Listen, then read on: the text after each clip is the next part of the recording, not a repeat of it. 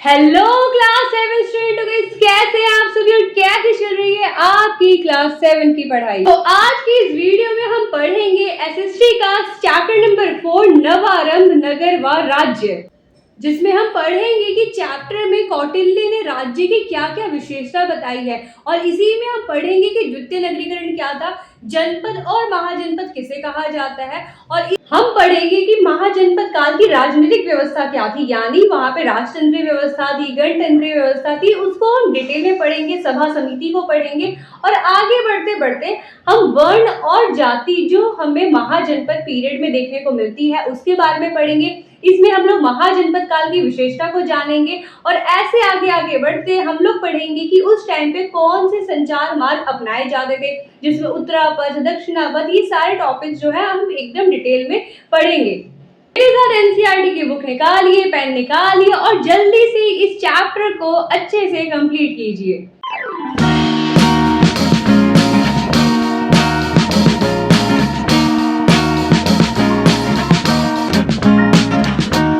Chapter को start करते हैं। चैप्टर का नाम है नवारंभ नगर व राज्य, जिसमें सबसे पहले हमें पढ़ना है कौटिल्य के बारे में। कौटिल्य जो है इंपॉर्टेंट आपका 1 मार्कर के लिए क्वेश्चन है। कौटिल्य क्या है? कौटिल्य को चाणक्य भी कहा जाता है। आपने व्हाट्सएप ग्रुप पे या इंस्टाग्राम पे या कहीं पर भी आपने चाणक्य नीति सुना होगा, तो चाणक्य नीति वही है। चाणक्य नीति मतलब कौटिल्य जो थे बहुत विद्वान इंसान थे, इनके बारे में हम आगे डिटेल में पढ़ेंगे। बट बेसिकली आप याद रखिए जो कौटिल्य है इनको चाणक्य भी कहा जाता है और इन्होंने एक बुक लिखी थी, बुक का नाम था अर्थशास्त्र। 1 मार्कर के इंपॉर्टेंट है क्वेश्चन, ऐसे बन के आ सकता है कि अर्थशास्त्र पुस्तक के रचयिता कौन है, तो आपको याद रखना है कौटिल्य या फिर जिन्हें हम चाणक्य भी कहते हैं। अब जब चैप्टर हमारा स्टार्ट हो रहा है तो चैप्टर के आप फर्स्ट पेज पे देखेंगे 4th चैप्टर के, तो वहां पे कौटिल्य ने राज्य की कुछ विशेषताएं बताई हैं। तो उन विशेषताओं को जो है हम एक एक करके जो है डिस्कस कर लेते हैं। तो कौटिल्य द्वारा जो राज्य की विशेषता बताएगी उसमें सबसे पहला पॉइंट है कि अगर आपको राज्य की रक्षा करनी है, जैसे हम लोग अपने घर की रक्षा करने के लिए जब कहीं बाहर जाते ताला लगा देते हैं, तो कौटिल्य ने बोला कि अगर आपको राज्य की रक्षा करनी है, राजधानी की रक्षा करनी है, तो नगरों की दुर्गबंदी कर दो। नगरों की दुर्गबंदी का मतलब क्या है? जैसे यहाँ पे जो है नगर है तो इसके चारों ओर जो है बड़े बड़े दीवारें लगा दो, बड़े बड़े किले टाइप के लगा दो, दुर्गबंदी कर दो। तो कौटिल्य ने पहला पॉइंट ये बोला। इसके अलावा कौटिल्य ने बोला कि राज्य में जो है एक विस्तृत मतलब बहुत बड़ी जमीन और बहुत उपजाऊ भूमि होनी चाहिए कि कभी कोई यहाँ पे रहने के लिए भी आ जाए। जैसे एक तो होता है वहां पे जो निवासी रहते हैं, बट कुछ लोग कहीं बाहर से शरणागत के रूप में पलायन करके आते हैं ना, जैसे आपके घर में मेहमान आ जाते हैं तो आप उनको घर में जगह देते हैं ना रहने के लिए, उसी तरीके से कौटिल्य बोलते हैं कि राज्य में इतनी बड़ी जमीन होनी चाहिए कि कोई अगर बाहर से आता है तो उसको भी जो है यहाँ पे रहने को स्थान मिले।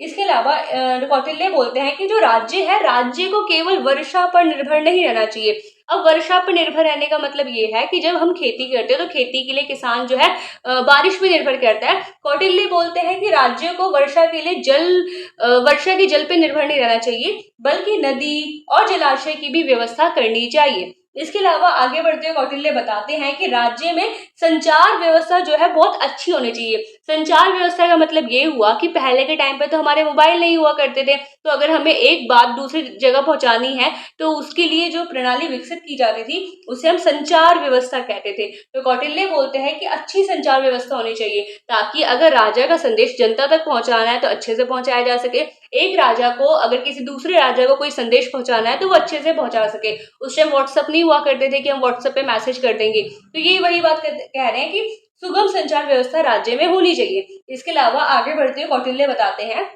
कि राज्य जो है घाटे में नहीं होना चाहिए, वहां की अर्थव्यवस्था जो है बहुत उन्नत होनी चाहिए, अच्छी होनी चाहिए। तो ये जो है कौटिल्य ने कुछ विशेषताएं बताई थी, आप इसमें 2-3 पॉइंट भी याद रखेंगे, इनफ रहेगा। इससे पहले हम लोग ये जो वर्ड है पू क्या मतलब होता है इसको समझ लेते हैं एक बार, क्योंकि चैप्टर में बहुत बार ये यूज होगा, तो थोड़ा ब्रीफली समझ लेते हैं। इसकी फुल फॉर्म होती है सामान्य संवत पूर्व। मतलब हिस्ट्री को पढ़ने के लिए एक टाइमलाइन फिक्स कर लिए। मान लीजिए ये जो है हम ले लेते हैं 0, अब किसके पीरियड को, किसके टाइम को हम 0 मानेंगे, तो यहाँ पे जो है ईसा मसीह जो थे उनके जन्म के वर्ष को मान लिया जाता है कि जो ईसा मसीह का जन्म से पहले का टाइम पीरियड होता है उसे हम कहते हैं पू यानी सामान्य संवत पूर्व, और ईसा मसीह के बाद के जो जन्म के बाद जो भी घटनाएं होती है उसे कहते हैं सामान्य संवत। स कहते हैं सामान्य संवत, और यहाँ पे होता है सामान्य संवत पूर्व। मतलब अगर क्वेश्चन आपको बुक में अगर आपको लिखा हुआ दिखे कि 2000 सामान्य संवत पूर्व, मतलब ये कितने पुरानी घटना है, जैसे अभी चल रहा है 2026, और ये घटना जो बोल रहे हैं कि 2000 सामान्य संवत पूर्व पहले ही है, तो इसमें अगर आप 2026 में 2000 जोड़ देंगे तो आएगा 4026, मतलब 4026 साल पहले की जो है हम लोग बात कर रहे हैं। तो ये सामान्य संवत पूर्व के बारे में था। होप सो आपको समझ में आ गया होगा। क्या बोला जा रहा है कि ईसा मसीह के जन्म को जो है टाइम पीरियड मान लिया है हिस्ट्री को पढ़ने के लिए, तो ईसा मसीह के जन्म से पहले के टाइम पीरियड को स पू और उनके बाद के जन्म के टाइम को स कहा जाता है। अगर कहीं बुक में आपको लिखा हुआ दिख जाए 2000 सामान्य संवत पूर्व, तो मतलब क्या है, अभी जो साल चल रहा है 2026, उससे 2000 साल पहले, तो 2026 में 2000 जोड़ेंगे तो आएगा 4026 साल पहले की जो है हम बात कर रहे हैं। तो होप सो ये समझ में आ गया होगा। अब आगे के जब हम टॉपिक करेंगे तो जहां जहां आपको ये दिखेगा आपको प्रॉब्लम नहीं होगा। आगे बढ़ते हैं तो थोड़ा नगरों के बारे में हमें देखने को मिलता है, जिसमें प्रथम नगरीय सभ्यता किसे कहा जाता था। तो जो सिंधु सभ्यता थी, जिसे हड़प्पा सभ्यता भी कहा जाता था, उसी को हम लोग प्रथम नगरीय सभ्यता कहते हैं, क्योंकि इसी टाइम पे हमें देखने को मिलता है कि पहली बार व्यवस्थित रूप से नगरों का विकास हुआ। तो पहली बार हुआ तो इसलिए इसे कहते हैं प्रथम नगरीय सभ्यता। अब ये जो सभ्यता थी कहाँ पे विकसित हुई, सिंधु नदी के पास विकसित हुई, और यहाँ पे मेनली तांबा और कांसा धातु का जो है प्रयोग किया जाता था। जैसे कि आप इमेज में देख रहे हैं तो ये तांबा है और ये कांसा है, तो इस टाइम पे इन धातुओं का प्रयोग किया जाता था। इसके अलावा आपको ये ध्यान रखना है कि इस टाइम पे लोहे का प्रयोग जो है प्रचलित मात्रा में नहीं किया जा रहा, लोहा इस टाइम पे नहीं है। बट जब द्वितीय नगरीकरण आता है तो हम देखेंगे कि यहाँ पे मेनली फोकस जो है लोहे पर किया जाता है, लोहे से कोई भी धातु का निर्माण किया जाता है, बट उस टाइम पे तांबा और कांसा धातु का यूज किया जाता था। ये तो है प्रथम नगरीकरण सभ्यता, इतना इंपॉर्टेंट नहीं है, हमें मेनली यहाँ पे द्वितीय नगरीकरण के बारे में जानना है, ये इंपॉर्टेंट है। ये आप बस समझ लें उतनी ही बहुत इनफ होगा, बट ये द्वितीय नगरीकरण वाला पॉइंट इंपॉर्टेंट है। तो द्वितीय नगरीकरण क्या हुआ, अब ये जो हड़प्पा सभ्यता थी ये खत्म हो गई, इसका पतन हो गया। तो हड़प्पा सभ्यता के पतन के बाद गंगा का जो मैदानी भाग था, आप इस इमेज में देख रहे हैं, ये जो रीजन है हमारा, यहाँ पे गंगा नदी बहती है, तो गंगा नदी के बहाव के कारण जो है ये क्षेत्र बहुत उपजाऊ हो गया, यहाँ पे खेती के लिए ये क्षेत्र बहुत अच्छा माना जाने लगा, और यहीं से हमारे आरंभ होता है द्वितीय नगरीकरण व्यवस्था की। यहाँ पे मैंने यही पॉइंट लिखा है कि जब हड़प्पा सभ्यता का पतन हो गया तो जो गंगा का मैदानी इलाका था, जो कि मैंने आपको इमेज में दिखाया, वहां पे एक नवीन और जीवंत नगरीकरण का चरण आरंभ हुआ, जिसे द्वितीय नगरीकरण कहा जाता है। और इसी में हमें पढ़ना है जो सबसे इंपॉर्टेंट टॉपिक है, जनपद और महाजनपद के बारे में, जिसमें हम देखेंगे कि कैसे छोटे छोटे नगर राज्य एक बड़े विशाल नगर का निर्माण करते हैं, जिसे हम लोग जनपद कहते हैं, महाजनपद कहते हैं। और ये जनपद और महाजनपद का जो टाइम पीरियड है, इसी को द्वितीय नगरीकरण कहा जाता है। इसमें 1 मार्कर के लिए क्वेश्चन ये आ सकता है कि द्वितीय नगरीकरण कहाँ पे विकसित हुआ, तो आपको याद रखना गंगा के मैदानी भागों में द्वितीय नगरीकरण विकसित हुआ। जो हमारा चैप्टर में आगे दिया है वो है जनपद। अब जनपद क्या होता है, तो जनपद को अगर आप वर्ड को तोड़े, जन और पद, जन मतलब होता है लोग और पद मतलब होता है पैर, मतलब ऐसा स्थान जहां पे लोग ने निवास करना स्टार्ट कर दिया और लोगों ने अपने चरण रख दिए हो। चरण रखने का मतलब वही है कि वहां पे लोग रहने लगे हों, अर्थात जहां जन ने अपने पद रखे हो, अर्थात लोग जहां निवास करने लगे हो, उसे हम लोग जनपद कहते हैं। जन ने पद रख दिए वहां पे रहने लगे, उसी को जनपद कहते हैं। अब यहाँ पे जो बोला है कि जनपद, अगर डेफिनेशन में देखा जाए, ये तो हो गया इसका अर्थ, अब डेफिनेशन में देखा जाए तो जनपद का मतलब क्या है, तो प्रत्येक कुल, अच्छा कुल क्या होता है, फैमिली, फैमिली को हिंदी में कुल भी कहा जाता है, परिवार भी कहा जाता है। तो प्रत्येक कुल या प्रत्येक वंश जो है एक भूभाग से जुड़ा होता था, जिसे जनपद कहा जाता था। जैसे हर फैमिली कुछ एक रीजन में रहती थी, जैसे कुछ लोग, अगर हम पढ़ेंगे अभी आगे कि जैसे हम लोग दिल्ली में रह रहे हैं, हम लोग यूपी में रह रहे हैं, हम लोग बिहार में रह रहे हैं, तो हमारा संबंध उस एरिया से है, उस भूभाग से है। तो उसी तरीके से जो प्रत्येक कुल और वंश हुआ करते थे प्राचीन समय में, वो एक भूभाग से जुड़े होते थे, जिसे जनपद कहा जाता था। और इस जनपद पे शासन किसका होता था, राजा का होता था। जैसे आज अगर हम देखें तो आज हमारा राज्य होता है, हम लोग राज्य में निवास करते हैं। जैसे मान लीजिए आप दिल्ली में निवास कर रहे हैं और यहाँ पे रूल किसका होता है, मुख्यमंत्री का होता है। उसी टाइम जनपद हुआ करता था, जिसमें जो कि कुल या वंश जहाँ पे रहा करते थे, और इसमें शासन कौन करता था, राजा करता था। अब क्या होता है, अभी छोटे छोटे जनपद मिलकर जो है एक विशाल इकाई का निर्माण करते हैं और महाजनपद बनाते हैं, जैसे ये छोटे राज्य थे, ये राज्य जो है आपस में मिल गए, संधि कर ली इन्होंने और बोला कि अब से जो है हमें एक इकाई के नाम से जाना जाएगा और इसी राजकीय इकाई को जो है महाजनपद का नाम दिया गया। तो यहाँ पे वही लिखा है, प्रारंभिक जनपद मिलकर विशाल राजकीय इकाइयों में परिवर्तित हो गए, इन्हें हमने महाजनपद कहा। टोटल हमारे कितने महाजनपद थे ऐसे, तो ग्रंथों के अनुसार, जैन और बौद्ध ग्रंथों के अनुसार हमारे टोटल 16 महाजनपद हैं। आपको ये ध्यान रखना है, ये नंबर इंपॉर्टेंट है 1 मार्कर के लिए। इसके अलावा हर महाजनपद की अपनी एक राजधानी हुआ करती थी। जो 16 महाजनपद थे, इन 16 के 16 महाजनपद की अपनी राजधानी हुआ करती थी। जैसे आप आज के भारत से देखें तो भारत में टोटल 28 राज्य हैं, हर 28 राज्य की अपनी अपनी राजधानी है। उसी तरीके से पहले टाइम पीरियड में देखने को मिलता है कि 16 महाजनपद थे, उनकी अपनी अपनी एक राजधानी हुआ करती थी। अब इसमें आपको ये ध्यान रखना इंपॉर्टेंट क्वेश्चन है कि सबसे बड़ा महाजनपद कौन सा था, तो वो था मगध, जिसकी राजधानी राजगृह हुआ करती थी। इसके अलावा जो नगर थे उनकी सुरक्षा हेतु परीखा बनाया जाता था। अब परीखा क्या होता है, परीखा होता है खाई। यहाँ पे जो है आपकी बुक में डेफिनेशन भी दिया गया, आपको बुक में वहां से लिख भी लेना है। जैसे कि आप अपनी बुक खोलेंगे और जैसे यहाँ पे लिखा है, परीखा क्या है, किले या किलेबंद शहर के चारों ओर एक गहरा तथा चौड़ा गड्ढा जिसमें पानी भरा होता था। अब ये परीखा जो खाई जो होता है परीखा, इसमें क्या कर देते हैं, नगर जो होता है यहाँ पे, जैसे ये हमारा नगर है, नगर के ये आसपास ना गड्ढा खोद देंगे, गड्ढा इसलिए खोदा जाता है और यहाँ पे पानी भर दिया जाता है ताकि कोई जो है यहाँ पे आसानी से चढ़ ना पाए, क्योंकि कई बार जो उस टाइम पे जो सैनिक होते थे वो भी तो बहुत हट्टे कट्टे पावरफुल होते थे, तो वो ना इन दीवारों पे चढ़ के आसानी से घुस सकते थे महल में। तो इसके चारों ओर क्या कर दिया, एक गड्ढा खुदवा दिया, गड्ढे में पानी भर दिया कि अब तो इतना ज्यादा दूरी हो गया तो चढ़ ही नहीं पाएगा कोई इंसान। तो याद रखना है कि नगरों की सुरक्षा हेतु परीखा यानी खाई बनाई जाती थी। तो होप्स आपको ये महाजनपद वाला टॉपिक क्लियर होगा।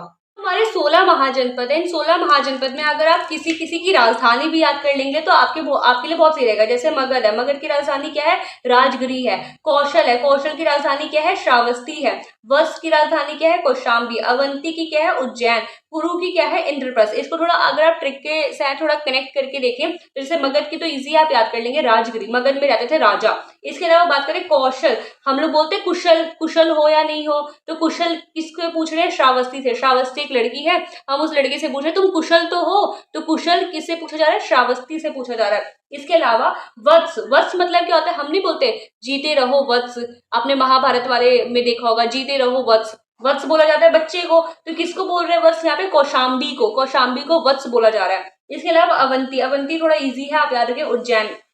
अवंती नाम की लड़की है, उज्जैन में महाकाल के मंदिर गई थी, तो आपको ऐसे याद रख सकते हैं। इसके अलावा जो कुरु, कुरु को देखे तो कुरु यहाँ से याद रखिए, क्रूर, क्रूर, क्रूर कौन थे, इंद्र देवता थे, इंद्र भगवान थे, तो इसलिए कुरु क्या है, उसकी राजधानी इंद्रप्रस्थ है। ये वाले जहां तक मेरे को लगता है कि ये सारे जितने भी क्वेश्चंस है ये एमसीक्यू में पूछे जाएंगे, लॉन्ग में नहीं पूछे जाएंगे। तो आप अगर टेक्निक भी या ट्रिक भी लगाते तो आपको कुछ ना कुछ तो याद रहेगा। मगध की राजधानी राजगिरी है क्योंकि वहां पे राजा रहते थे। कौशल हो श्रावस्ती, कौशल हो श्रावस्ती, तो ऐसे याद रखना है। इसके अलावा वत्स, वत्स कौशाम्बी तथास्तु, वत्स कौशाम्बी तथास्तु, तो वत्स कौशाम्बी है यहाँ पे।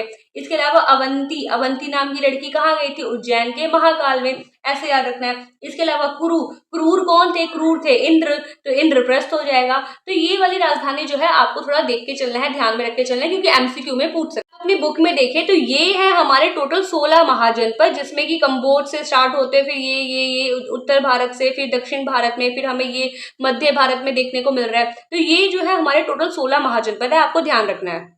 जो इसमें टॉपिक आता है वो आता है शासन व्यवस्था, मतलब जो ये जनपद थे, महाजनपद थे, यहाँ पे रूल कौन करता था। इतने बड़े बड़े अगर हम देखें तो क्षेत्र थे। अब ये क्षेत्र जो है किसी ना किसी राजा के द्वारा चलते होंगे या किसी ना किसी व्यवस्था द्वारा चलते होंगे, तो उन्हीं व्यवस्थाओं को हमें डिटेल में पढ़ना है। तो पहले तो आपको ये ध्यान रखना है कि शासन व्यवस्था यहाँ की जो थी, यहाँ पे राजतंत्र भी देखने को मिलता था कई महाजनपदों में, और कई महाजनपद में हमें गणतंत्र भी देखने को मिलता था। हालांकि गणतंत्र जो हम आज समझते हैं वो वाला गणतंत्र नहीं है, थोड़ा सा गणतंत्र की जो भावना होती है वो हमें देखने को मिलती थी।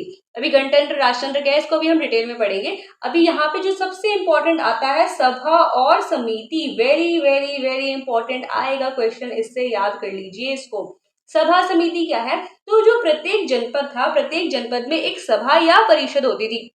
जैसे गांव में पंचायत होता है जिसमें कि गांव के लोगों के जो मुद्दे होते थे उनको उठाया जाता था, वैसे ही उस टाइम पे, प्राचीन टाइम पे, महाजनपदों के टाइम पे सभा समिति होती थी, जिसे हम लोग एक परिषद होती थी, सभा होती थी, जिसे सभा समिति कहा जाता था। अब सर्वप्रथम सभा या समिति का जो प्रयोग है हमें वेदों में देखने को मिलता है। अब यहाँ पे किया क्या जाता था, ये जो सभा या समिति की जाती थी, यहाँ पे होता क्या था, तो यहाँ पे कुल से संबंधित, अब यहाँ पे ये कुल का मतलब आप फैमिली समझिएगा, ये मत समझिएगा टोटल है, फैमिली, कुल का मतलब क्या हो रहा है, फैमिली। तो फैमिली से संबंधित विषयों पर विचार विमर्श किया जाता था कि कुछ प्रॉब्लम जो है कुछ फैमिली में देखने को मिल रही है, जैसे वहां पे महिलाओं का शोषण किया जा रहा है, या फिर कुछ परिवारों को जो है अनाज नहीं मिल रहा है, तो ऐसे जो मुद्दे होते थे इन पे मेनली ये लोग विचार विमर्श करते थे, याद रखना है आपको। इसके अलावा जो इसके मेंबर होते थे, जो इसके सदस्य होते थे, वो कुल के वरिष्ठ जन होते थे। वरिष्ठ जन का मतलब होता है हेड ऑफ द फैमिली। जो फैमिली का हेड होता था वही जो है मेनली सभा या समिति का मेंबर हुआ करता था। तो ये आपको ध्यान रखना है। एक बार दोबारा देखिए, सभा समिति क्या होती है, हर महाजनपद की एक परिषद होती थी जिसे सभा या समिति कहते थे। हमें सबसे पहला प्रयोग इसका वेदों में देखने को मिलता है, और इस सभा या समिति में फैमिली से रिलेटेड यानी कुल से संबंधित विचारों पर, मुद्दों पर विमर्श किया जाता था, बातचीत की जाती थी, और इसके सदस्य मेनली परिवार के हेड होते थे, फैमिली के वरिष्ठ जन होते थे। पहले हम लोग राजतंत्र व्यवस्था को देखते हैं, राजतंत्र प्रणाली को देखते हैं। तो जो राजतंत्र प्रणाली का मतलब ही क्या होता है, राजतंत्र यानी राजा का तंत्र, राजा का शासन। यहाँ पे मेनली राजा अपना कब्जा बना के रखते हैं पूरे राज्य पे। इसमें राजा का पद जो होता है वो वंशानुगत होता है। इसका मतलब ये हुआ कि राजा की जब मृत्यु हो जाएगी तो उसके पुत्र को जो है राजा बनाया जाएगा। तो यहाँ पे राजा का पद जो है वंशानुगत है, यानी कि राजा का बेटा राजा बनेगा, ये बात हुई। इसके अलावा अगर हम देखें तो राजा का मेनली कार्य क्या होता था, तो राजा का काम होता था कर संग्रह करना। कर क्या होता है, टैक्स कलेक्ट करना, शासन व्यवस्था बनाए रखना, देखना कि सब कानून के अकॉर्डिंग काम कर रहे हैं नहीं कर रहे। इसके अलावा जो राजधानी हुआ करती थी वहां पे दुर्ग और परीखा बनवाना। परीखा मैंने आपको बताया था कि किले के आसपास गड्ढा खुदवा देना ताकि जो है राजधानी सुरक्षित रहे, तो राजधानी में दुर्ग व परीखा बनवाना। इसके अलावा सैन्य बल का संचालन करना कि सेना जो है सही से युद्ध करे, सही से जो है अभ्यास करे, सही से जो है संचालन करे हर युद्ध का, तो वो सारा कौन लीड करते थे, राजा करते थे। इसके अलावा युद्ध करना, युद्ध में जीतना, ये सारा काम किसका होता था, राजा का काम होता था। अब ये जो राजतंत्र प्रणाली थी हमें कहाँ देखने को मिलती थी, तो ये हमें देखने को मिलती थी मगध। मगध की राजधानी मुझे अभी बताइए, कौशल, कौशल की राजधानी बताइए, और अवंती, अवंती की राजधानी बताइए। चलिए मैं ही आपको बता देती हूँ। मगध क्या था, राजगृह। कौशल, कुशल हो, कौन कुशल है, श्रावस्ती कुशल है। इसके अलावा अवंती, अवंती क्या थी, अवंती जो है एक लड़की थी जो कि कहाँ जाना चाहती थी, उज्जैन महाकाल मंदिर जाना चाहती थी, तो अवंती की उज्जैन। होप सो आपको ये राजतंत्र व्यवस्था समझ में आ गया होगा। शासन व्यवस्था आती है जो हमें महाजनपद में देखने को मिलती है, वो है गणतंत्रीय व्यवस्था, गणतंत्र प्रणाली। अब गणतंत्र का मतलब क्या है, गणतंत्र, गण का मतलब होता है समूह तंत्र। समूह का मतलब क्या हुआ, मतलब यहाँ पे राजा के हाथ में सत्ता नहीं होती है, यहाँ पे सत्ता गण के हाथ में होती है, संघ के हाथ में होती है, और राजा का चयन भी इन्हीं के द्वारा किया जाता है। तो गणतंत्र प्रणाली अर्थात राजा का चयन सभा व समिति द्वारा किया जाता है, ये ध्यान रखना है आपको। यहाँ पे राजा का पद वंशानुगत नहीं होता, वंशानुगत मतलब राजा का बेटा राजा नहीं बनता, यहाँ पे सभा समिति जिसको बोलेगी वही राजा बनेगा। इसके अलावा ये जो महाजनपद थे, जहाँ पे गणतंत्र प्रणाली थी, वहां पे गण और संघ के रूप में शासन किया जाता था। ये गण और संघ के रूप में कार्य करते थे, मतलब एक व्यक्ति यानी राजा का केवल आधिपत्य नहीं होता था, बल्कि यहाँ पे गण और संघ अगर बोले, कोई कानून बनाने को बोले, तो इनकी बात का भी महत्व होता था। केवल राजा के कह देने से कोई कानून लागू नहीं होता था। इसके अलावा सभा व समिति को अधिक शक्तियां जो है यहाँ पे प्राप्त थी गणतंत्र प्रणाली में। अब ये लोग राजा को चयन कर रहे हैं, राजा को चुन रहे हैं, तो इससे बड़ी शक्ति क्या ही हो सकती है। तो यहाँ पे देख रहे हैं हम लोग कि गणतंत्र व्यवस्था में सभा और जो समिति है ये जो है पावरफुल है, इनके पास जो है ज्यादा पावरफुल है। इसके अलावा अब यहाँ पे आता है सबसे मुद्दे की बात, सबसे इंपॉर्टेंट बात, कि ये गणतंत्र प्रणाली थी, ये थी कहाँ पे, तो ये दो महाजनपद हैं, वज्जी और मल्ल। याद कर लेना, बहुत इंपॉर्टेंट है, बहुत इंपॉर्टेंट, डबल बार इंपॉर्टेंट लिख रही हूँ क्योंकि बहुत इंपॉर्टेंट है। क्वेश्चन ऐसे आ सकता है कि ऐसे महाजनपदों के नाम बताए जहां पे गणतंत्रीय प्रणाली थी, तो वो है वज्जी और मल्ल। मैं बार बार कह रही हूँ बहुत इंपॉर्टेंट है, बहुत इंपॉर्टेंट है, आपको ये याद कर लेना है। अब इन दोनों महाजनपदों को विद्वानों ने प्रारंभिक गणराज्य कहा है, क्योंकि इससे पहले जो है हमें ऐसी व्यवस्था जिसमें राजा का चयन सभा समिति करे या कोई अन्य अथॉरिटी करे नहीं देखने को मिलता। तो इस वजह से ये जो व्यवस्था जो वज्जी और मल में थी, इसे प्रारंभिक गणराज्य कहा कई विद्वानों ने। तो आपको ये ध्यान रखना है। इसमें सबसे इंपॉर्टेंट जो अगर मैं बोलूँ इस पेज की, तो सबसे इंपॉर्टेंट हमारा वज्जी और मल वाला पॉइंट है कि यहीं पे जो है गणतंत्र प्रणाली थी पूरे 16 महाजनपदों में से। तो ये बहुत इंपॉर्टेंट है, आपको ध्यान रखना है। आते हैं सबसे इम्पोर्टेंट टॉपिक पे कि महाजनपद काल में हमें कई सारे नवीन प्रयोग देखने को मिलते हैं जो इससे पहले भारतीय भूभाग पे हमें देखने को नहीं मिलते। तो ये जो टॉपिक है ये इम्पोर्टेंट है। इसमें क्वेश्चन ऐसे भी आ सकता है कि महाजनपद काल में जो नवीन प्रयोग हुए उनकी व्याख्या कीजिए, या क्वेश्चन ऐसे भी आ सकता है कि महाजनपद काल की विशेषता बताएं। तो सबसे पहले आप महाजनपद को डिफाइन करेंगे और फिर ये सारे पॉइंट आप उसमें इंक्लूड कर सकते हैं। तो क्या क्या विशेषता है? तो सबसे पहले हमें देखने को मिलता है कि भारत में बौद्ध और जैन जैसी नवीन विचारधाराएं जो है यहाँ पे उदित हो जाती है। बौद्ध धर्म, जैन धर्म का जो है प्रचार प्रसार पूरे भारत में हमें देखने को मिलता है इस टाइम पीरियड में। इसके अलावा इस टाइम पे जो भारतीय कला थी, भारतीय कला को भी नवीनीकरण किया गया, नया रूप दिया गया। इसके अलावा यही वो टाइम पीरियड है जहाँ पे लौह धातु का जो है बहुत बड़ी मात्रा में उपयोग किया गया। कृषि से लेके युद्ध तक सब में जो है लोहे की धातु का यूज किया गया। इससे पहले क्या, पहले तांबे का और कांसे का यूज किया जाता था हड़प्पा सभ्यता में, बट महाजनपद काल में पहली बार लोहे के धातु का बहुत भारी मात्रा में उपयोग किया गया। और इसी में सबसे इंपॉर्टेंट पॉइंट जो हमारा चौथा वाला पॉइंट है कि प्रथम बार सिक्कों का यहाँ पे हमें प्रयोग देखने को मिलता है, जिसमें कौन से सिक्के प्रयोग किए जाते हैं? आहत सिक्के। आहत सिक्के का नाम से पता चल रहा है, जिनपे आहत, आहत मतलब ठोक ठोक कर जिन्हें बनाया जा रहा है उन्हें हम आहत सिक्के कहते हैं। ये इंपॉर्टेंट है, इसकी डेफिनेशन जैसे मैंने यहाँ पे लिखी भी है, इसको आपको एकदम याद कर लेना है, इंपॉर्टेंट है। आहत सिक्के किसे कहते हैं? तो भारत के आरंभिक सिक्के थे। भारत में पहले कोई सिक्के नहीं चलते थे, तो सबसे पहले जो सिक्कों का विकास हुआ वो महाजनपद काल में हुआ, और जो सबसे पहले सिक्के चले उसका नाम था आहत सिक्के, जो कि किसके बने होते थे? ये बने होते थे चांदी के। ये भी आपको ध्यान रखना है, जैसे क्वेश्चन ऐसे आए कि आहत सिक्के किस धातु के बने होते थे, ऑप्शन दे दे चांदी के, लोहे के, सोने के, पीतल के, तो आपको ध्यान रखना है चांदी के बने होते थे। एक बार डेफिनेशन देखते हैं। तो भारत के आरंभिक सिक्के जो चांदी के बने होते थे, जिन पर आहत करके प्रतीक मतलब आहत ठोक ठोक के जो है प्रतीक बनाए जाते थे, साइन बनाए जाते थे, चिन्ह बनाए जाते थे, तो इन्हें जो है आहत सिक्के कहा जाता है। जैसे कि आप इमेज में भी देख रहे हैं, ये हमारे आहत सिक्के होते हैं जिन पर ठोक ठोक कर बनाया जा रहा है। इसमें क्या इंपॉर्टेंट हमें देखना है कि प्रथम बार सिक्कों का प्रयोग किस काल में देखने को मिला? तो महाजनपद काल में देखने को मिला। किस नगर में नगरीकरण व्यवस्था में देखने को मिला? तो द्वितीय नगरीकरण व्यवस्था में देखने को मिला। इसके अलावा लौह धातु का सबसे अधिक प्रयोग कब देखने को मिला? महाजनपद काल में देखने को मिला। आहत सिक्के किसके बने होते थे? आहत सिक्के चांदी के बने होते थे। आहत सिक्के भारतीय भूभाग के सबसे शुरू वाले सिक्के थे। ये पॉइंट भी आपको, होप सो आपको ये पॉइंट जो है क्लियर हो गया होगा।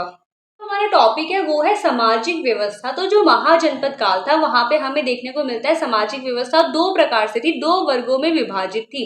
कौन से वो दो वर्ग थे? पहला तो जाति में विभाजित था और दूसरा वर्ण में विभाजित था, जो हमें आज भी देखने को मिलता है अपने इंडिया में। जाति क्या है? जाति का मतलब उस टाइम पे होता था कि कौन क्या काम कर रहा है, जो भी काम करता था उसे उसी जाति का समझ लिया जाता था। जैसे ऐसा समुदाय जिसके सदस्य किसी विशेष व्यवसाय में संगठित हो। यहाँ पे आपको वर्ड पकड़ना है, व्यवसाय मतलब जो जो काम करता था वो वही होता था, उसी जाति से होता था। जैसे अगर कोई यज्ञ कर रहा है, कोई यज्ञ कर रहा है, धार्मिक पुस्तकें पढ़ रहा है, तो वो पक्का ब्राह्मण होगा। इसके अलावा कोई व्यापार कर रहा है तो वो जो है व्यवसायी होगा, व्यापारी होगा। इसके अलावा यदि कोई लोहे का काम कर रहा है, धातु निर्माण कर रहा है, तो वो लोहार होगा। इसके अलावा कोई सोना बेच रहा है तो वो सुनार होगा। तो इस बेसिस पे जो है जातियां विभाजित की जाती थी। कौन से, किसको आधार बना के? व्यवसाय को आधार बना के, काम को आधार बना के। जैसे कृषि देखने को मिलता है, वाणिज्य देखने को मिलता है, धातु कर्म देखने को मिलता है। अगर कोई कृषि कर रहा है तो वो कौन सी जाति का होगा? वो जो है हमारा कृषक होगा, फार्मर होगा। इसके अलावा कोई वाणिज्य कर रहा है तो वो व्यापारी होगा। इसके अलावा कोई धातु कर्म में है तो वो लोहार होगा। तो यहाँ पे आपको ध्यान रखना है कि इस बेसिस पे जो है जातियों में विभाजित किया हुआ था महाजनपद काल के लोगों को। अब ये तो होगी जाति की बात कि कौन क्या काम कर रहा है, उसके अकॉर्डिंग हमने उसको बांट दिया। इसके अलावा वर्ण के आधार पर यानी जन्म के आधार पर भी समाज को बांटा गया था 4 हिस्सों में। इसका वर्णन हमारे वेदों में मिलता है। आपको ये जो पॉइंट है ये बहुत ज्यादा इंपॉर्टेंट है कि महाजनपद काल में वर्ण व्यवस्था के बारे में बताएं। ये वर्ण व्यवस्था आएगा, क्वेश्चन आपका ध्यान रखना है, वेरी वेरी इंपॉर्टेंट, डबल बार इंपॉर्टेंट लिख दे रही हूँ, मतलब बहुत इंपॉर्टेंट है। क्या कौन से 4 वर्ण थे? ब्राह्मण, क्षत्रिय, वैश्य, शूद्र। आज भी हमें ये जो कैटेगरी देखने को मिलती है। अब ब्राह्मण क्या होते थे? बहुत बड़े ऊंचे पद के होते थे। इनको ज्ञान का प्रचार प्रसार करना होता था, ये सारी धार्मिक पुस्तकें पढ़ते थे, धार्मिक कार्य करते थे, यज्ञ करवाने का काम करवाते थे, तो ये ब्राह्मण होते थे। इसके अलावा जो क्षत्रिय होते थे, क्षत्रियों का मेन जो कार्य होता था वो युद्ध लड़ना होता था। इसके अलावा जो राज्य है, राज्य की रक्षा करना होता था। तो मेनली ये क्षत्रिय होते थे यानी राजा। इसके अलावा बात करें वैश्य, वैश्य का मेन उद्देश्य, मेन कार्य यही होता था कि आप जो है समाज को समृद्ध करो, अमीर बनाओ, समाज को, हमारी सोसाइटी को जो है ऊपर पहुंचाओ, अमीर बनाओ। तो इसमें व्यापारी, व्यवसायी ये मेनली शामिल होते थे। कृषक वर्ग भी इसी में आते थे क्योंकि वो भी तो उत्पादन करके समाज को समृद्ध कर रहे हैं। तो ये जो वैश्य होते थे इनका मेन कार्य होता था कि समाज को समृद्ध करना। इसके अलावा बात करते हैं शूद्र, जो समाज में सबसे निम्न वर्ग अगर कहा जाए तो वो शूद्र वर्ग होता था। इनका मेनली कार्य था शिल्प कला करना, निर्माण सेवा करना, मजदूरों की तरह जो काम होता है ना वो शूद्र करते थे। यहाँ पे याद रखना है कि ये जो वर्ण व्यवस्था है ये बहुत ही इंपॉर्टेंट है। जो महाजनपद काल था उसमें समाज बटा था 2 हिस्सों में, एक जाति में और एक बटा था वर्ण में। जाति में व्यवसाय के आधार पे कि अगर आप खेती करते हो तो आप कृषक जाति के हो, अगर आप लोहे का काम करते हो तो आप लोहार जाति के हो। तो व्यवसाय के आधार पे जाति में बांटते थे। इसके अलावा वर्ण जो है जन्म के आधार पे बांटा जाता था इसमें, जिसमें ब्राह्मण, क्षत्रिय, वैश्य, शूद्र 4 कैटेगरी होती थी। अगर आप यज्ञ करते हो, अगर आप धार्मिक कार्य करते हो तो आप ब्राह्मण हो गए। अगर आप राजाओं की तरह देश की रक्षा करते हो, युद्ध करते हो तो आप क्षत्रिय हो गए। अगर आप समाज को समृद्ध करते हो, अमीर बनाते हो, व्यापारी हो, कृषक हो तो आप वैश्य कहलाएंगे। इसके अलावा अगर आप मजदूरों की तरह कार्य कर रहे हो यानी निर्माण सेवा में लगे हो, निर्माण सेवा का मतलब ये होता है जैसे कोई बिल्डिंग बनानी है, कोई किला बनाना है, तो वो निर्माण सेवा में लगे हो, शिल्प कला का काम कर रहे हो तो आप शूद्र हो। तो होप्स आपको ये जो है व्यवस्था समझ में आ गई होगी। के बैठो के बुक में जो है ये पॉइंट मेरे को मिला कि कास्ट क्या होता है। तो कास्ट कास्ट के बारे में आपको, हम लोग इंग्लिश में कास्ट बोलते हैं ना जाति को, कि ये इस कास्ट का है, ये इस कास्ट का है। तो कास्ट जो है ये एक पुर्तगाली शब्द है। जब इंडिया में पुर्तगाली आए थे पुर्तगाल से, तो यहाँ पे उन्होंने भारतीय लोगों के लिए कास्टा शब्द का प्रयोग किया और यही कास्टा आगे चल चल के कास्ट बन गया, जिसे हम लोग मेनली जाति को दिखाने के लिए, प्रदर्शित करने के लिए उपयोग करते हैं। इसमें नेक्स्ट टॉपिक है हमारा संचार मार्ग, जिसमें हमें पढ़ना है कि महाजनपद काल जो पीरियड था, द्वितीय नगरीकरण का जो समय काल था, उसमें कैसे लोग एक स्थान से दूसरे स्थान पे जाते थे, किस किस कारणों से जाते थे। तो सबसे पहले अगर हम देखें तो प्रथम शताब्दी में लोग व्यापार, तीर्थ यात्रा और सैन्य अभियान के उद्देश्य से एक जगह से दूसरी जगह जाते थे, संचार मार्ग का प्रयोग करते थे। अब व्यापार करना है, तीर्थ यात्रा, उस टाइम हमने देखा कि जैन धर्म और बौद्ध धर्म का जो है विकास हुआ था पूरे भारत में। जब उसका प्रचार प्रसार हो रहा था तो एक जगह से दूसरी जगह जाएंगे तभी ना प्रचार करेंगे। तो यहाँ पे तीर्थ यात्रा के उद्देश्य से भी लोग जो है एक स्थान से दूसरे स्थान जा रहे थे। सैन्य अभियान, लड़ाई करने के लिए, युद्ध जीतने के लिए भी राजा एक स्थान से दूसरे स्थान पे जाते थे। तो इसके लिए जरूरी था कि एक बेहतर संचार मार्ग बनाया जाए। तो इसलिए हमें 2 प्रमुख मार्ग जो है हमारे भारत में देखने को मिलते हैं, जिसमें सबसे पहला नाम है उत्तरापथ और दूसरा नाम है दक्षिणापथ। उत्तरापथ का मतलब है उत्तर पश्चिम क्षेत्रों से गंगा के मैदानों तथा वहां से पूर्वी भारत को जोड़ना। जो ये सड़क मार्ग था, अगर आप इसको ऐसे पढ़ेंगे तो बिल्कुल याद नहीं होने वाला, अगर हम इसको मैप के थ्रू पढ़ेंगे तो डेफिनेटली याद होगा। क्या बोला जा रहा है? उत्तर पश्चिम वाला इलाका। अब उत्तर पश्चिम वाला इलाका कौन सा होता है हमारा? ये उत्तर है, ये पश्चिम है। तो जो उत्तर पश्चिम वाला इलाका है यानी ये वाला जो एरिया है, यहाँ से गंगा के मैदान, गंगा का मैदान ये है, तो उत्तर पश्चिम भारत से गंगा का मैदान और पूर्वी भारत ये, तो इस वाले एरिया को जोड़ने का जो पथ बनाया गया था, जो मार्ग विकसित किया गया था, उसे कहते थे उत्तरापथ। क्या है, फिर से देखिए, उत्तर पश्चिम से गंगा के मैदान को जोड़ते हुए पूर्वी मार्ग को जोड़ता था। तो ये तीन हिस्सों को जोड़ता है, एक तो उत्तर पश्चिम को, एक गंगा के मैदान को, और यहाँ पे पूर्वी भारत को। इसे हम कहते हैं उत्तरापथ। क्या कहते हैं? उत्तरापथ कहते हैं। अगर बात करें दक्षिणापथ क्या है, तो दक्षिणापथ अगर आप देखें तो यहाँ पे है हमारा कौशाम्बी। कौशाम्बी से होते हुए विंध्य पर्वत, और विंध्य पर्वत से होते हुए दक्षिण भारत को जो जोड़ने वाला रास्ता है उसे कहते हैं दक्षिणापथ। क्या है, फिर से देखिए, यहाँ पे जो है, यहाँ पे है हमारा कौशाम्बी। फिर कौशाम्बी से जब हम नीचे की ओर आएंगे तो यहाँ पे हमें देखने को मिलेगा विंध्य पर्वत, और नीचे की ओर आएंगे तो ये आएगा हमारा दक्षिण भारत। तो जो ये वाले एरिया को जोड़ रहा है उसे कहते हैं दक्षिणापथ। तो यही जो है यहाँ पे मैंने आपको बताया हुआ है। ये जो दक्षिणापथ है वो दूसरा मार्ग है, ये जो कौशाम्बी से विंध्य पर्वत को पार करते हुए दक्षिण को जोड़ता है। तीन रूट को ये भी देखता है, कौशाम्बी, फिर विंध्य जाता है, विंध्य से दक्षिण भारत को जोड़ता है। और उत्तरापथ क्या था, उत्तर पश्चिम से गंगा के मैदान को और गंगा के मैदान से पूर्वी भारत को जोड़ता था। तो ये दो मार्ग जो है महाजनपद काल में हमें देखने को मिलते थे। इंपॉर्टेंट है, याद रखना है आपको कौन से दो सड़क मार्ग थे। उत्तरापथ और दक्षिणापथ वाला जो सड़क मार्ग था, इसके अलावा भी जो है हमें देखने को मिलता है कि कई समांतर मार्ग भी थे। समांतर मार्ग का मतलब हुआ कि ऐसे मार्ग जो कि पूर्वी तट से पश्चिमी तट को जोड़ते हैं। जैसे ये हमारा इंडिया वाला रीजन है, ठीक है, तो यहाँ पे है हमारा पूर्वी तट, यहाँ पे है हमारा पश्चिमी तट। तो इन दोनों को जोड़ने के लिए जो सड़क मार्ग बनाए गए ये समांतर हुआ करते थे। तो ये भी पॉइंट आपको ध्यान रखना है। जैसे एक और इसका उदाहरण हमें देखने को मिलता है जो शिशुपालगढ़ था, जो कि कलिंग क्षेत्र का राजधानी था। कलिंग कहाँ पे? कलिंग जो है उड़ीसा वाला एरिया जो है उसकी राजधानी हुआ करता था शिशुपालगढ़। तो वहां पे हमें सुदृढ़ वर्गाकार आधार पर बना जो है चौड़ा सड़क देखने को मिलता है और दुर्ग देखने को मिलता है। जैसा कि आपकी बुक में भी ये इमेज दिया हुआ है। अगर आप इस बुक वाला इमेज है, इसमें अगर आप ध्यान से देखेंगे तो ये जो इमेज दी गई है शिशुपालगढ़ की है, जिसमें ये जो आधार है ये आधार एकदम समतल बना हुआ है और ये वर्गाकार आकार का। वर्गाकार मतलब होता है स्क्वायर। स्क्वायर का मतलब क्या होता है? ऐसे डब्बे के जैसा है। तो वर्गाकार आकार का देखने को मिलता है और इसमें जो है दुर्ग बने हुए, ऊंचे ऊंचे क्या बने? दुर्ग बने हुए हैं। और दुर्ग के साथ हम देखेंगे तो यहाँ की सड़कें जो है चौड़ी सी बनाई गई हैं, ठीक है, ताकि मालों का आवाजाही जो है आसानी से हो सके। इसके अलावा अगर आप यहाँ पे देखेंगे इसके पास, तो यहाँ पे जो है हमारा परीखा है। परीखा मैंने आपको बताया था कि किले की रक्षा के लिए जो है एक गड्ढा खोद दिया जाता है और गड्ढे में पानी डाल दिया जाता है ताकि वो खाई जैसा बन जाए, ताकि जो है किले की रक्षा की जा सके। तो यहाँ पे ये परीखा भी बनाया गया है। तो ये पिक्चर जो है शिशुपालगढ़ की, जिसमें दिखाया गया है कि उस टाइम पे जो सड़कें होती थी बहुत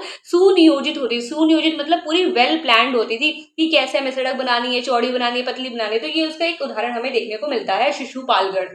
छोटे छोटे पॉइंट है जो मैंने इसी में लिख दिए। क्या ये पॉइंट है कि चोल, चेर, पांड्या जैसे जो राज्य थे ये दक्षिण में हमें इस टाइम को देखने को मिलते हैं कि उदित होते हैं। ये जो दक्षिण वाला एरिया है ना, यहीं पे चोल, चेर, पांड्या जैसे राज्य जो है इमर्ज होते हैं। सोने, रत्न, मसालों का इस टाइम पे जो केंद्र उभर कर आता है वो बन जाता है दक्षिण भारत, जहाँ पे हमें जो कर्नाटक वाला रीजन है वहां पे हमें सोने की खदान मिलती हैं। इसके अलावा केरल, तमिलनाडु, ये वाला जो एरिया यहाँ पे मसालों के लिए बहुत ज्यादा फेमस हो जाता है। तो ये पॉइंट भी जो है आपको ध्यान रखना है।